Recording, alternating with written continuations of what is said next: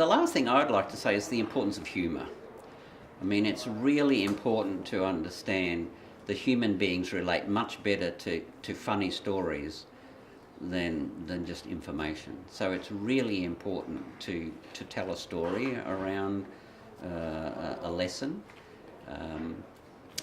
You'll have to probe me on what's a good example, because none's coming right at me at the moment. But I mean, I love the English language, and so I love punning on the English language. And sometimes students get puns, and I really appreciate that, and sometimes they don't.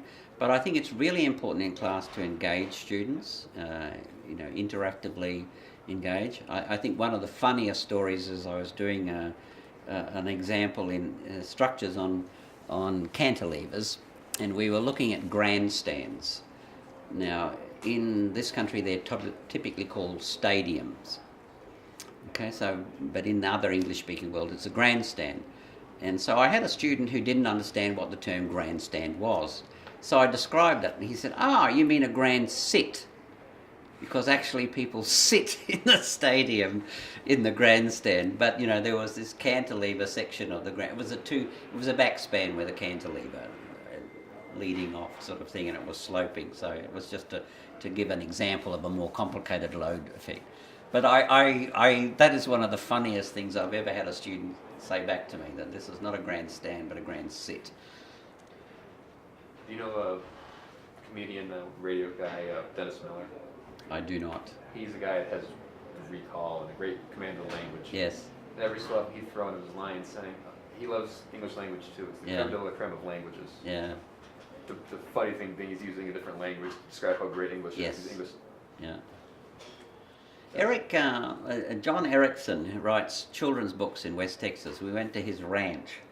Our kids got to listen to a lot of his books when we were travelling around West Texas, but John Erickson wrote the Hank the Cowdog series. And if you have young children and you need an entertaining story for them, Hank the Cowdog stories are absolutely amazing.